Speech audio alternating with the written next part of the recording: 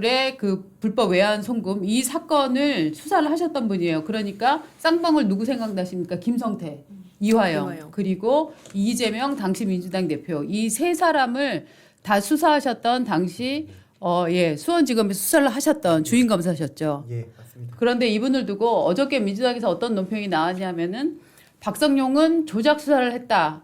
형량 거래를 했다. 긴급 체포를 해야 된다. 이런 얘기가 지금 나왔습니다. 그런데 지금 긴급 체포해야 된다라고 민주당에서 주장했던 분이 지금 우리 스튜디오에 바로 나와 계십니다. 안녕하십니까? 예, 안녕하세요. 네. 불러주셔서 고맙습니다. 예. 무사히 잘 오신 거죠? 예, 예. 네. 다행히 오늘은 뭐 네. 별일 없었습니다. 야, 지금 민주당에서 긴급 체포해야 된다 뭐 이런 얘기까지 나왔는데 자, 지금 이재명 대통령 지지자 그리고 민주당에서는 강력하게 요구를 하는 게 이제 공소 취소입니다. 공소 취소라는 거는 그야말로 기소 내용을 다 이제 전면 취소를 해버리는 건데 이재명 대통령이 무죄를 이제 입증하는 방법은 두 가지가 있다고 저는 생각을 합니다.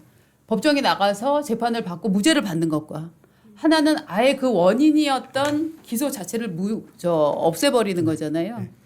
이재명 대통령이 그렇게 바라는 일을 왜 지금 안 하고 계십니까? 저요? 네. 공소 취소는 검사 권한이라면서요. 네. 공소 취소요? 네. 공소 증거가 있으니까요. 증거가 있다. 증거가 있고 네. 혐의가 있고 그렇기 네. 때문에 공소 취소할 원인이 없으니까요. 원인이 없다. 예, 너무 명확하지 않습니까? 예, 왜 공소 취소를 해야 되죠? 공소 취소는 명확한 원인이 있어야만 할 수 있는 행위입니다. 근데 원인이 없지 않습니까? 그런데 그러면 지금 제가 예. 할 수 있는 게 아닙니다. 근데 지금 민주당도 저 우리나라의 여당이고 공당인데 이 당에서는 지금 공소 취소를 굉장히 지금 공소 조작 수사 국정조사까지 지금 의결을 했거든요. 이걸 조작 수사라고 지금 일단 규정을 한 네네. 상태로 보이고 네. 또 이재명 대통령 공소 취소 모임도 발족을 하지 않았습니까? 네네. 그러면은 검사님의 수사 과정에 뭐가 문제가 있었다라고 네. 주장을 하고 있는데 자 하자가 있었습니까 수사에? 수사에 하자는 전혀 없었고요. 네. 예. 만약에 하자가 지금 있다고 뭐 요번에 조국 교수님 전 교수님께서도 말씀을 하시더라고요. 그러니까 이화영 씨 확정 판결이 난 게 문제가 있을 수 있다. 그런 방법이 있습니다. 합법적으로 공소 취소할 수 있는 방법이 있어요. 그것은 재심을 신청하시면 됩니다. 예, 지금 이재명 그 전 지사의 대통령의 그 공소에는 전제가 있습니다. 바로 북한의 800만 불이 스마트폰 비용 대납, 그다음에 방북 의전 비용 네네. 그것으로 갔다는 외국한 거래법 위반의 확정 판결. 네. 예, 그게 있습니다. 그렇죠. 그러면 제가 이화영 부지사를 수사할 때 여러 가지 증거를 조작을 했다면 재심이 받아들여집니다.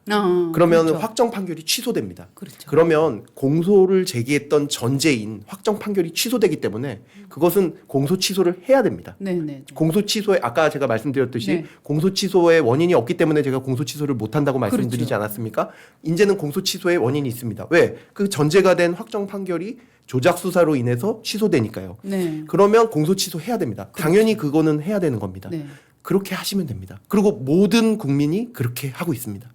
이번에 뭐 조작 수사 기소 특위에서 네. 그걸 갖다 조작 수사라는 걸 밝힌다는 거 아니에요? 밝혀가지고 네. 나중에 재심까지 신청하겠다. 뭐 최근에 그 서민석 변호사 인터뷰 보면 뭐 그 얘기까지 하더라고요. 저는 재심을 그렇게 해서는 신청을 하시면 네. 그러면 이 특위를 통해서 조작 수사를 밝혀서 재심을 신청하셔서 재심이 받아들여진다면 네. 저는 공소 취소에 완전히 찬성하고 승복입니다. 예, 그러니까 제가 우려하는 것은 네. 우리가 사법부의 영역에 있는 것은 사법부의 영역이 판단하도록 해야 된다는 것입니다. 그게 헌법 원칙이고 삼권 분립입니다. 그렇죠. 그리고 법 앞에 평등을 실현하는 길입니다. 맞습니다. 예, 그런데 지금 공소 취소는 뭐가 문제냐면 결국엔 특검을 통해서 이런 식으로 국정조사를 약간 선동식으로 하고 이것 국정조사 자체도 위법위원회 소지가 있고요. 그 다음에 이것을 통해서 특검을 통해서 공소 취소를 하게 된다는 것은 사법부의 영역에 있는 일이 아닙니다. 그렇죠, 정치적 영역, 권력이 결국에는 공소를 취소하는 것이고 그 공소 취소를 하는 사람도 권력, 그리고 그 공소 취소의 수혜를 받는 사람도 특정 권력. 이것은 자기가 자기 재판을 하는 것과 자기가 자기 죄를 판단하는 것과 동일합니다. 그렇기 때문에 이 상태가 된다면 법치는 전혀 의미가 없어집니다. 이 국정조사가 위법의 여지가 있다라고 지금 말씀을 해주셨는데 위법의 여지가 있다라고 보시는 이유는 뭔가요? 완벽하게 위법 그리고 위헌의 소지가 있습니다. 일단은 국정 감사 및 조사 법률에 네. 수사 그리고 재판에 관여할 목적으로 네. 국정조사랑 감사가 있어서는 안 된다라는 명시적인 8조의 규정이 있습니다. 그런데 지금은 어떻습니까? 저기에 있는 7개의 사건 중에 네. 대부분의 사건이 수사 및 그다음에 재판이 진행 중입니다. 그렇습니다. 예. 근데 저희 쌍방울 사건만 봐도 어떻습니까? 지금 대구 송금 사건은 중단이 돼 있지만 다 재판이 진행 중이지 않습니까? 그렇습니다. 중단이 일부 돼 있습니다. 네. 이재명 대통령에 대해서만 돼 있고 이화영 그다음에 김성태에 대해서는 지금도 재판이 진행 중에 있습니다. 네. 그리고 저에 대해서 조작 수사 관련해 가지고는 지금 수사가 진행 중에 있습니다. 네. 근데 그것을 정면으로 네. 지금 사실상 수사와 재판을 대체하는 국정조사를 하고 있는 것입니다. 그렇기 때문에 그 법률의 정면으로 위반이 되고요. 예. 이것은 어떻게 보시면 되냐 하면 예를 들면 지금 우리 사회가 좀 굉장히 고통과 갈등을 얻고 있는 게 그것에 대해서 여러 가지 의견이 있지만 어쨌든 비상계엄권 자체가 남용이 돼서 그것이 입법권과 사법권을 어떤 침해하는 삼권 분립을 해치는 그렇습니다. 그런 규정이 있었기 때문에 우리가 그것에 대해서 처벌도 1심이지만 하게 되고 네. 여러 가지 문제가 있지 그렇습니다. 않겠습니다. 그래서 무기징역이 나온 거예요. 예, 예. 근데 지금 이것은 국정조사권, 네. 국정조사권이라는 입법권이 그 다음에 사법권, 재판권이라는 사법권, 그리고 수사권이라는 행정권을 결국 대체하고 무력화한다는 점에서 그러네요. 똑같은 구조로 위헌의 소지가 농후합니다. 아. 그래서 위헌 위법이라고 제가 주장하는 것입니다. 아니 근데 이거는 국정조사 및 감사에 관한 법률은 네. 이렇게 진행 중인 수사나 재판에 개입 못하게 하는 조항이 있는데 그거는 어기면 처벌 조항은 없어요. 처벌 조항은 없는 걸로 알고 있습니다. 아 그래요? 예. 아쉽네요. 그것도 안 만들어내 보니까 예. 국회의원들이. 예. 아. 네. 사실은 당신이 법이 만들어질 때만 하더라도 이렇게 금지를 해놓으면 하지 않을 것이라는 전제가 있었기 때문에 예. 다만 이런 것은 생각해 볼 수 있습니다. 예를 들면 그런 규정을 통해서 예를 들면 지금 그 비상계엄권의 남용을 통해서 군인들을 저 국회에 보낸 것 이것은 지금 직권 남용을 그렇죠. 적용을 했거든요. 네. 예, 그런데 지금 위법한 국정조사권을 남용해서 그 지금 어쨌든 간에 기관 증인뿐만 아니라 오늘 그 일반 증인도 채택하지 않았습니까? 그렇습니다. 그러니까 국민들로 하여금 국정조사에 나와라라고 하는 것은 일종의 그것은 뭐 구체적인 적용에 대해서는 우리가 판단을 해봐야 되겠지만 네. 직권 남용의 그런 혐의가 있을 수는 있다고 봅니다. 그렇겠네요. 이번에 네. 사실 일반 증인 채택한 목록을 보니까 기도 안 차더라고요. 그러니까 성명불상의 속기사 뭐 이런 것도 있어요. 성명불사가 사람 이름은 모르는데 네. 아무튼 속기사부터 나와. 네. 뭐 그건 아마 그거 물어보려고 그럴 것 같은데요. 이게 무슨 그 뭐 말 잘못 들어 위례신도시, 어르신 예, 예, 위례신도시 예, 이런 거 물어보려고 정말 일반 국민들까지 지금 예. 다 불러내는 예. 그런 상황인 것 같아요. 예.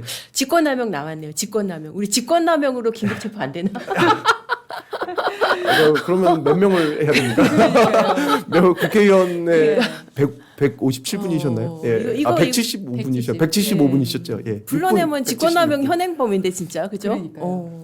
자, 지금 이제 이 국면이 어떻게 보면 말이죠. 지금 공소 취소에 관해서 거래 의혹이 있었어요. 사실 그게 2주 전이죠. 그래서 이게 지금 대통령의 공소 취소를 위해서 뒤에서 거래가 이루어지고 있어. 그래서 국민들이 야, 이 공소 취소 이거 큰일 났네. 이거 정말 위인 설법도 아니고 이게 무슨 짓이냐. 우리나라에 정말 사법권이 완전 무너지고 있다. 그래서 이 문제가 사실 잠잠해질 줄 알았어요. 그런데 갑자기 서민석 변호사가 녹취록을 하나 들고 나왔습니다. 서민석은 누구냐면은 이화영의 최초의 변호인이었던 분이죠. 그분이 두 번째 변호인. 두 번째 첫 번째 변호인이죠. 변호인은 설주한 변호사. 그렇죠. 예, 예. 설주한 예. 변호사는 이제 잘리고 네. 그 다음에 들어간 게 네. 서민석 변호사인데 그 변호사가 지금 녹취록을 갖고 나왔습니다. 그 녹취록의 주요 주장이 이제 드러나면서 야, 이 박상용은 조작 검사야. 박상용이란 사람이 우리나라에는 법으로 금지된 플리바겐 즉 형량 양형 협상을 했다, 네. 거래를 했다. 네. 이것은 그래서 현행범이다. 빨리 긴급 체포해야 된다. 이런 논리까지 지금 그 발전하고 있는 건데 주요 주장을 한번 보시면서 네, 얘기를 한번 해보시죠. 보시면서. 네.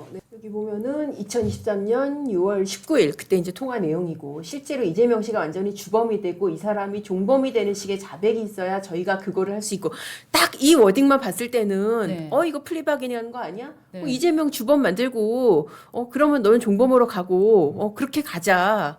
이렇게 제안하는 걸로 보이긴 하거든요. 네. 전체 지금 4장 준비되어 있으니까 한번 먼저 쭉 한번 본 좀, 다음에 네, 하나씩 내용을 또 한번 보죠. 보시죠. 네. 네. 6월 19일 날 보면은 공익제보자니 이런 것들도 저희가 해볼 수가 있고, 그러니까 이화영을 그렇게 해줄 수 네. 있다, 뭐 이런 네. 취지를 읽히고 네. 추가 영장을 안 한다. 어쨌든 네. 이화영한테 이익이 되는 그런 방향의 수사를 제안하는 것으로 읽힐 수 있는 그런 내용. 네. 그다음 시지 보시죠. 자, 5월 25일 그 조금 전날인데 그러면 땡땡땡 사건도 묻어주고라는 질문에 땡땡땡이 지금 갖고 있는 그거는 당연히 뭐 묻어주겠다 뭐 이런 식으로 어쨌든 이 해석하는 쪽에 따라서 그렇게 볼 수도 있는. 그 다음에 약속. 예. 같이 날 아마 제가 약속드린 거는 거의 그대로 될 겁니다. 약속이라는 네. 게 이게 회유 아니냐. 네. 지금 그런 이 의혹을 제기를 하면서 네. 이제 긴급 체포 얘기까지 나온 거 아닙니까? 네. 이거 차근차근 설명을 네. 한번 좀 어떻게 된 해주시죠. 건지. 그럴까요? 네. 첫 번째 거부터 네. 띄워주시겠어요? 네. 일단은 이랬습니다. 저희가 일단은 첫 번째 전제가 필요합니다. 마치 일단은 이 사건이 뭡니까? 경기도지사를 북한에 보내기 위해서 북한에 돈을 줬다는 거 아닙니까? 그리고 그 돈을 주는 것이 쌍방울이라는 기업이고 쌍방울과 그 경기도에서 대북 사업을 총괄하는 이화영 부지사는 굉장한 유착이 돼 있고 그거에 대한 증거는 굉장히 많았습니다. 예, 그런 상황에서 당연히 지사가 그것을 알았느냐 몰랐느냐. 왜냐하면 지사가 가는 그렇죠. 것이니까요. 예, 지사가 가는 것이기 때문에 그 내용에 대해서 지사가 알았느냐 몰랐느냐는 저희가 수사를 안 하는 것이 직무유기가 되는 것입니다. 당연하죠. 예, 그러니까 네. 표적수사라고 하는데 네. 표적수사라는 것은 혐의가 없는 사람을 표적해서 수사해서 혐의를 찾아내면 그것은 표적수사가 될 수 그렇습니다. 있지만 혐의가 너무나도 농후한 사람을 수사하는 그것은 당연히 수사를 해야 되는 것이고 이재명 님이라고 하더라도 네. 어떤 혐의가 있더라도 네. 수사로부터 면책되는 것은 아닙니다. 그렇죠. 예, 그 점이 있고요. 그렇기 때문에 저희가 지금 저 6월 정도 됐을 그 시기에는 이미 여러 증거들, 이미 이화영 씨에 대해서는 너무나도 많은 증거가 있었고, 그리고 이재명 지사가 알 수밖에 없었던 여러 사정 때문에 저희가 판단하는 것은 이화영과 이재명이 공동 정범이다. 예, 공동 정범이라고 이미 판단을 어느 정도 하고 있던 상황이었습니다. 그런데 서민석 변호사가 변호인이 되고 나서 저에게 주장했던 것은 그 이화영이 자백을 했으니 그러면 특가법 위반, 특가법상 뇌물이라는 거는 뇌물 액수가 많을 때 지금 이게 100억이 넘지 않습니까? 네. 뇌물 액수가 많을 때는 가중처벌하는 특정 범죄 가중처벌 법률이 그렇습니다. 있습니다. 특가법상 뇌물이 적용돼야 되는데 특가법을 적용하지 말고 일반 형법상 뇌물을 적용해주고 그리고 거기에다가 방조범까지 하게 해달라. 그렇게 얘기를 했어요. 방조범을 종범이라고도 합니다. 네. 예. 그렇게 되는 그런 상황인데 그러면 저희는 이렇게 생각이 됩니다. 지금까지는 우리가 둘이 공동 정범이라고 생각하고 이화영이 완전히 주도적으로 이것을 했다고 생각하는데 자기는 아니라고 하네. 네. 그러면 저희가 모르는 게 있을 수 있지 않습니까? 네. 예를 들면 대기업 회장 사건 보세요. 부회장이 다 했다고 하고 그렇죠. 회장은 몰랐다고 하는 그렇죠. 거의 전형적인 경우 아닙니까? 네. 근데 부회장이 나와서 이렇게 얘기를 하는 겁니다. 그런데 저희가 볼 때는 둘이 공동 정범으로 했겠구나 하는데 갑자기 부회장이 나와서 이렇게 얘기를 하는 겁니다. 사실은 제가 종범이에요. 종범은 뭡니까? 사실은 회장이 다 하고 네. 자기는 그게 용이하게 해주도록 도와준 사람을 그렇죠. 방조범, 종범이라고 하거든요. 그렇죠. 그렇게 얘기를 하면 저는 실체 진실을 밝혀야 되는 사람 아닙니까? 그렇습니다. 그러면 그거에 대해서는 그러면 그게 어떻게 된 겁니까? 네. 그 얘기를 한번 해보세요. 네. 이렇게 된 거예요. 그렇게 종범으로 만들어줘서 자기가 보석으로 나갈 수 있게 해달라. 그 다음에 공익제보자 얘기는 왜 나온 것이냐면 이 얘기가 절대로 민주당에 나가면 안 된다. 언론에도 나가면 안 된다. 그럼 그 방법은 뭐냐? 공익제보자가 되면 언론이 이화영이 이런 말을 했다는 걸 보도하는 것 자체로 처벌하는 규정이 있습니다. 그렇습니다. 그렇기 때문에 저희가 공익제보자를 해달라고 해서 그걸 검토를 했었고, 네. 그 다음에 보석이라든지 뭐 추가 영장이라는 네. 부분은 원래 자백을 하게 되면 네. 보석이라는 건 모든 피고인이 갖고 있는 권리거든요. 그렇죠. 근데 보통 왜 구속 재판을 하겠습니까? 도주 및 증거인멸의 우려가 맞습니다. 있으니까 하는 겁니다. 네. 근데 그것을 없애려면 자백을 하면 그렇죠. 도주나 증거인멸의 우려가 없어지고 보석을 신청할 수 있습니다. 그렇죠. 보석을 판단하는 것은 재판장이지만 법원이지만 저희가 의견을 내도록 돼 있습니다. 그러면 당연히 검찰이 봤을 때도 이분은 자백을 했습니다. 그러면 보통 보석을 해주고 그리고 구속기간이라는 게 있습니다. 네. 구속기간 내에 판단을 해야 되거든요. 네. 근데 구속기간이 끝났을 때 저희가 추가 영장을 청구하는 게 있어요. 그렇죠. 구속기간을 연장하기 그렇죠. 위해서. 그렇죠. 그런데 보석과 똑같은 효과로 네. 자백을 했기 때문에 더 이상 구속의 필요성이 없어서 추가 영장을 청구하지 않는다. 네. 이런 것들은 우리 법이 어떻습니까? 자백을 하면 늘 선처를 하게 돼 있습니다. 그렇죠. 그것은 거래가 아닙니다. 네. 예. 그건 국민 모두가 알고 있지 않습니까? 네. 네. 자백하는 사람이랑 그러면은 증거가 많은데도 부인하는 사람이랑 똑같이 처벌되어야 합니까? 그건 그게 아닌데. 그게 불공정한 아, 거죠. 예, 그게 네. 불공정해. 자백하는 사람은 선처하게 돼 있는데 그렇죠. 그 선처의 방법에 대해서 저희가 논의를 한 거고 네. 이거는 모든 방법이 똑같고 그러니까 제가 지금 저기서 말하는 부분은 이겁니다. 종범이 되려면 어떤 그것을 뒷받침할 수 있는 자백이 있어야 그렇죠. 가능한 것이고 그리고 그때 나오는 선처의 종류 중에 공익제보자라든지 보석이라든지 그다음에 추가 영장을 청구하지 않는 거라든지 네. 그런 것들도 그런 종범이 됐을 때 그런 자백이 그렇죠. 됐을 때 가능한 건 아니냐 그런 식의 얘기를 하면서 제가 그게 어렵다는 것을 설명하고 있는 부분입니다. 아, 그 되게 중요한 지금 포인트가 있었는데 보니까 저 지금 대화가 지금 2023년 6월 19일이잖아요. 네. 근데 자백은 그 전에 했다는 거예요, 그러면은? 자백은 어떻게 네. 되고 있었냐면 네. 5월 달 중순부터 국정원 문건을 사실 저희가 입수를 하게 됩니다. 네. 근데 국정원 문건을 입수하게 된 경위도 이화영 씨가 저희에게 알려준 거였거든요. 네. 네. 저희가 국정원에 있는지를 몰랐는데 이화영 씨가 검사님 국정원에 다 있습니다. 국정원 문건을 보시면 됩니다. 네. 라고 해서 그러면 어떻게 봐야 되냐. 저희가 그러면 이화영 씨 그거에 동의해달라 해서 저희가 재판정에서 저희도 동의하고 이화영 측도 동의했는데 그 동의한 변호사가 서미석 변호사입니다. 네. 예, 그렇게 해서 재판부에서 영장을 발부해서 이 국정원 문건이 나왔고 그 이후부터 자백이 서서히 시작되기 시작했습니다. 그래서 6월 달 무렵까지도 쭉 자백이 연결되고 6월 말 정도가 되면 자백이 어느 정도는 완성이 되지만 그럼에도 불구하고 주범 종범을 할 수 있는 정도는 아니었고 네. 저희가 최초에 봤던 공동 정범이지만 그래도 이것을 다 지사의 이익으로 이화영 씨가 한 게 있었고 공동 정범이지만 그래도 어떤 상위범과 하위범의 그런 개념은 있는 상태로 저희가 수사를 마무리를 하게 됐던 것입니다. 네. 근데 그 자백의 계기가 중요한 거잖아요. 예. 그러니까 지금 민주당이 지금 주장하는 네. 내용은 네. 저렇게 회유해가지고 자백한 거 아니냐. 그런데 지금 선후 관계가 네. 자백이 이루어지고 있던 시점이었고 그렇습니다. 예. 이루어지면서 아 그럼 뭐 내가 지금 종범으로 좀 해줄래? 그러니까 예, 이제 이거는 검사님 이건 안 그러려면은 된다. 더 증거와 더 진술이 있어야 된다는 것을 설명한 거고요. 네. 이거를 한번 설명을 드리고 싶어요. 모든 자백은 네. 피고인이 이익이 되기 때문에 자백을 하는 겁니다. 그렇죠. 예, 어떤 강압이나 이런 식으로 자백되는 경우가 지금은 거의 없어요. 그것은 아까 말씀드렸듯이 증거가 충분할 경우에는 본인이 어차피 부인할 경우에는 가중처벌을 받기 때문에 네. 증거가 충분하다는 것을 본인이 알게 되고 또 변호인으로부터 조력을 받게 되면 네. 그럴 때 자백을 하는 것입니다. 그러니까 그렇죠. 이화영도 예. 마찬가지로 이화영도 네. 정확하게 그 맞는 규정에 의해서 됐고 거의 대부분의 경우에 그렇게 됩니다. 보세요. 이거는 100억짜리 뇌물입니다. 네. 그러면 보통 양형감으로는 한 30년 나와야 돼요. 네. 예, 30년 나와야 되는 건데 네. 연어를 먹었다고 네. 30년 동안 감옥에 계시겠어요? 너무 비싸다. 예, 예. 띄어도 안 될 것 그리고 같은데. 지금 여기서 다른 지금 수사를 뭐 무마해주고 이런 것 있지 않습니까? 네. 예, 아니 지금 30년짜리면 사실 거의 살인죄에 준하는 그 정도지 않습니까? 그렇죠. 예, 예, 100억 뇌물 30년 나와요. 예. 예, 예, 예. 그런데 그거를 할 때 그런 작은 죄들이 네. 그 거래의 대상이 되겠습니까? 오로지 이 범죄에 한해서 네. 본인이 자기가 부인했을 때랑 자백했을 때 네. 그리고 이재명 지사랑을 위해서 했다는 것과 지금 이 사안에서는 두 가지밖에 없습니다. 이재명 지사를 위해서 했고 이재명 지사가 알았다는 경우와 네. 이재명 지사에게 일부러 속여야 되는 경우가 있습니다. 그렇죠. 예, 이 경우는 없어요. 네.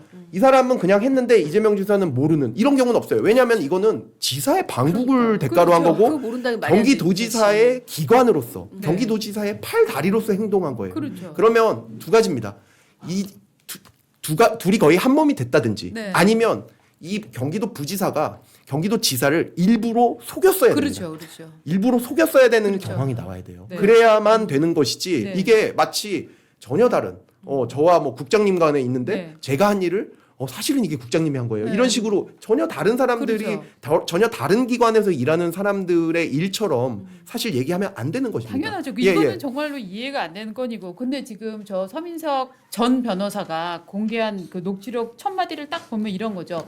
그러니까 너는 빼줄 테니까 빨리 이재명을 대라는 뉘앙스로 들리는데 저 말의 앞에 뭐가 있었냐면은 그게 아니라 나는 이를테면 양은경 씨가 양은경 기자가 아니 저는 아니고요. 원래 그거 주도는 다 박은주 선배가 북한에 가려고 했었던 건데 네. 저는 그냥 가고 싶다고 해서 네. 좀 도와주고 한 거예요라고 얘기를 했어요. 네. 그러면은 검사님 입장에서는 그래? 아 그래요? 그러면은 박은주가 그때 뭐라고 얘기했죠? 예. 박은주는 그러면은 이 사건은 어디까지 알고 있죠? 아 이거 도장 찍었나요? 예. 혹은 구두로 얘기했나요? 구체적으로 물어봐야 물어봐야 되는 되죠. 거잖아요. 그러니까 지금 검사께서 자꾸 그 양경 기자한테 아니 그러니까 네가 그렇게 했다는 건 됐고 그러면 네가 그 포지션이라면 그러면 당시 박은주는 어땠는데를 물어보고 있는 것을 딱 그 녹취를 따니까 너는 봐줄 테니까 박은주 죄상을 빨리 지어서 말해라는 것처럼 지금 녹취가 돌아다니고 있는 거 아닙니까? 그렇죠. 그러니까 네. 이렇게 정확하게 말씀하셨는데요. 마치 예. 이런 거예요. 이거 이재명이 다 했고 나는 빼줘. 네. 이렇게 얘기를 한 겁니다. 그렇죠. 속된 말로. 네. 예, 그렇게 얘기하니까 제가 아니 빼주려면 이런 진술이랑 이런 게 있어야 돼요. 그렇죠. 예, 그 빼준다는 게 그런 거잖아요. 뭐 그쵸. 공익제보자라든지 뭐 굳이 말하자면 공익제보자라든지 보석이라든지 뭐 추가 영장을 안 한다든지 빼주려면 이런 게 있어야 돼요. 그런데 그게 없잖아요. 그러면 어렵지 않겠어요? 이렇게 제가 서민석 변호사 23기예요. 대법관보다도 거의 다 높은 기수입니다. 저보다 15기수 판사 높아요. 출신이시죠. 예. 네. 판사 20년 하시고 변호사 10년 하셨어요. 네. 근데 그분을 제가 만난 지가 얼마 안 됐을 때잖아요. 네. 그러니까 법정에서는 만났었지만 네. 이 검사실에서 변호인으로 만나가지고 통화하고 왜 제가 통화를 많이 하게 됐냐면 보통 변호사들은 전화로 통화를 그렇게 많이 안 하시고 오셔서 하는데요. 이제 좀 기수가 뭐 너무 15기수 높으니까. 이렇게 되신 예. 분들은 전화를 많이 하시더라고요. 예, 예. 그러니까 저도 직접 가야 되냐 뭐 이런 예, 거. 예. 저도 전화하고 그러니까 그게 이제 저도 이제 전화 드리는 게 그분에게 더 편하고 그리고 저로서도 약간 뭐 정관으로서 약간 그거 부리신 거네. 예. 그것도 그렇고 15기수 차이 네. 나는 선배 그러니까요. 어떻게 대하세요? 그러니까. 예, 예. 네. 그런 분이 제가 무슨 회유를 해서 거짓 진술을 해주세요. 이거를 그분한테 제가 제의를 지금 만난 지 얼마나 됐다고 지금 6월 19일 같은 경우에는 네. 만난 지 글쎄요 한 그 변호사 선임한 지 한 2주도 안 됐을 때일걸요. 네. 예, 일주일 뭐 그러니까 거의 오시자마자 그 얘기를 했어요. 근데 근데 그런 얘기를 하시자마자 제가 바로 그냥 아이 그러면 그 이재명 주범으로 하고 종범으로 하고 거짓 진술 해주세요. 네. 이렇게 얘기하면 그분이 아이고 알겠습니다. 이렇게 어. 그거는 제가 솔직히 상상하지 어렵지 않겠습니까? 아니 이게 잠깐 그 저희가 시간을 이제 얘기를 드리면 네. 이화영이 방북을 해서 북한을 접촉한 게 2018년 10월입니다. 그다음에 중국 선양에서 이화영 안부수 이런 사람들이 이렇게 회식하는 사진 나오잖아요.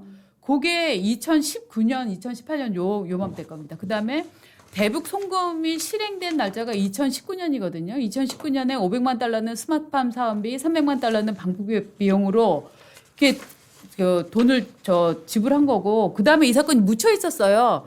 그러다가 이제 쌍방울 자금 흐름을 수사하다가 대북 송금 의혹이 나온 거잖아요. 그래서 2022년 11월 29일 날 안부수가 그 구속 기소가 되고요. 김성태 씨는 2023년 1월에 해외에서 체포가 돼서 한국으로 들어왔고요. 그 다음에 이화영 씨가 기소된 거는 3월 21일이에요. 2023년. 그러니까 지금 그 녹취가 있는 거는 2023년 5월 25일, 6월 19일 이 날짜 아닙니까? 네. 그러면은 그 변호인하고 만난 진짜 시점이 한 달 내지 2달 정도 되는 요 시점이었겠네요. 그러니까 재판을 이화영 씨가 구속되고 나서 재판이 있었을 때 네. 그때는 한 일주일에 2번씩 만나기 때문에 네. 그때 증인이 오는지 네. 뭐 여러 일정을 상의하기 위해서 저희가 휴대폰 번호를 교환을 했고 가끔씩 아마 저는 전화를 했던 걸로 기억을 하고 네. 있습니다. 그리고 네. 그때 당시에 서민석 변호사님이 담배를 많이 피우셨는데 네. 담배 피우시면서 제가 옆에서 약간 이렇게 말동무 해드리기도 하고 네. 예, 그때 뭐 본인이 수임료를 뭐 얼마를 받았는데 네. 이게 뭐 자기는 굉장히 좀 부족하게 받았다 네. 이런 말씀도 저한테 하셨고 예예예. 근데 제가 듣기에는 그때 수임료가 굉장히 높았어요. 예, 뭐 몇 천만 원, 한 8천만 원 정도로 제가 지금 기억이 되는데 네. 예, 그 정도를 그런 얘기도 하고 그 정도로 이제 사실 변호사랑 건데 일주일에 2번씩 뭐 한 번씩 계속 만나게 되니까 그 정도는 사실은 어느 정도 아니 왜냐면 절차를 진행을 같이 해야 되지 않습니까? 네. 예, 그렇게 되는 상황이었고 뭐 그게 거기에 뭐 사건 얘기를 하는 상황이 아니었고 근데 네. 그렇게 되고 이제 6월 달에 김현지 씨에 의해서 그 설주한 변호사가 해임되지 않습니까? 그렇습니다. 6월 초에. 네. 6월 초에 해임되고 그때 거의 그 이화영 씨가 거의 패닉 상태에 빠졌고 네. 그 다음에 변호인이 없는 상태로 조금 있다가 그 다음에 공판을 맡고 있는 서민석 변호사가 오셨거든요. 그러니까 6월 19일은 거의 직후예요. 예, 그러니까 한 며칠 안 됐을 때예요. 며칠 안 됐을 5월 25일이 먼저 녹취가 있잖아요. 근데 5월 25일은 네. 그때는 서민석 변호사 제 기억에는 서민석 네. 변호사는 그때는 이 제3자 뇌물 사건과는 관련이 없는 분이에요. 아, 그럼- 관련이 있을 수밖에 없죠. 왜냐하면 네. 사건이 네. 지금 재판을 하고 있는 사건은 네.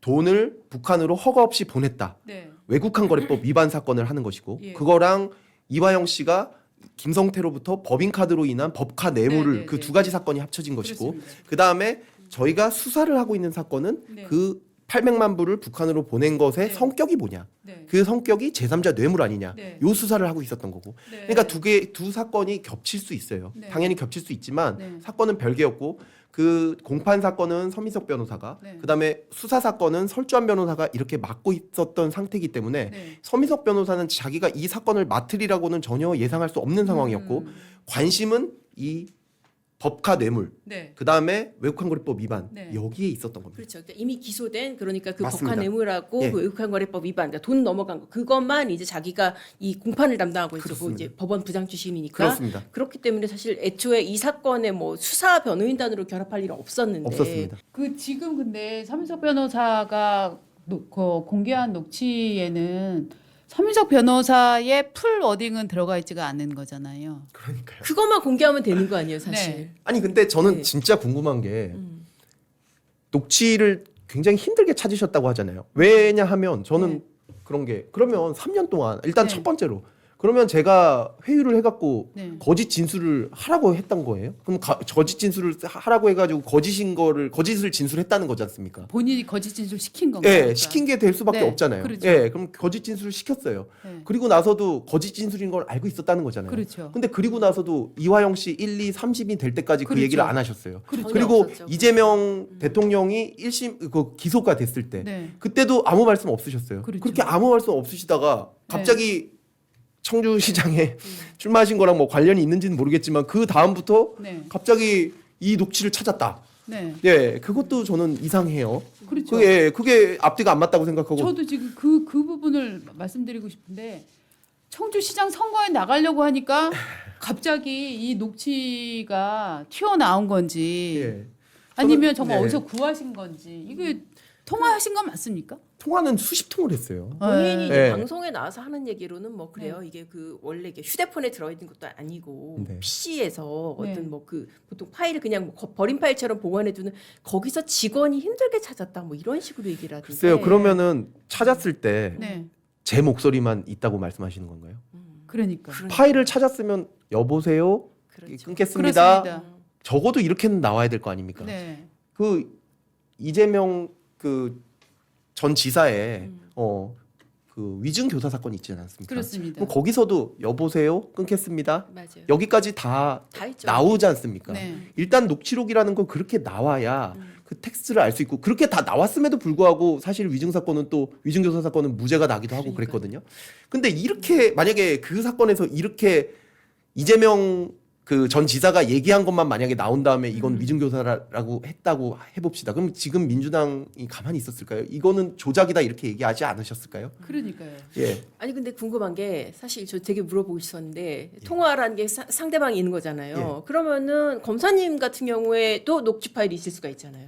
아니 없으세요? 근데 제가 그걸 공개하면은 사실 솔직히- 다 클리어가 네. 될 것 같은데. 제가 검사인데 그거를 어떻게 녹음을 합니까? 상대가 모르게 어떻게 그렇게 하면은 변호사들이 저에게 그걸 마음 놓고 얘기를 할 수가 있겠어요? 네. 어떻게 그런 일을 할 수가 있어요? 저는 변호사가 이거를 저 몰래 저렇게 녹음해가지고 있다는 것 자체도 네. 굉장히 좀 충격적입니다. 저는 아니 일부러는 아니더라도 사실 네. 갤럭시 같은 경우에 자동 녹음이 되잖아요. 글쎄요, 뭐 저는 그거는 뭐 찾아봐야 있겠지만 저는 뭐 그런 의도가 전혀 없었고 한 번도 그렇게 해본 적이 없기 때문에 그렇게 살아본 적이 없기 때문에요. 예, 일단 뭐 그 방법은 생각하지 않고 있습니다. 하긴 뭐 저렇게 하면은 뭐 어제 그렇게 얘기하더라고요. 이렇게 변호사랑 뭐 판사랑 검사 통화한 거를 갖다 저렇게 다 공개하는 사람이면 저 사람한테 어떻게 사건을 맡기겠냐. 뭐 그렇죠. 그런 얘기도 뭐 한 사람. 예, 이제는 뭐 검사들이 변호사하고는 어떤 의율이라든지 네. 그런 문제들을 일절 얘기하지 않고 그냥 아주 엄하게만 처벌을 해야 되는 게 예. 이게 분명히 법적으로 받을 수 있는 선처가 있는데 그리고 분명히 얘기를 들어보면 그게 더 진실에 가까운 게 있을 수 있는데 그런 것들이 전부 다 지금 차단되고 있습니다. 뭐 어차피 수사도 못 하니까요. 예, 그런데 뭐 굉장히 아쉬운 부분입니다. 예, 법조인으로서는.